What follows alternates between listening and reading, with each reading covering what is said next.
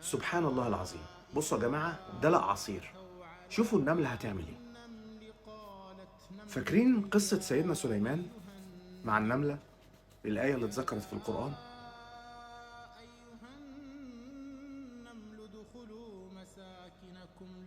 لاحظوا،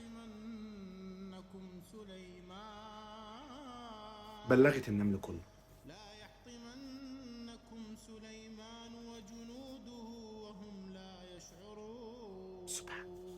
سبحان الله،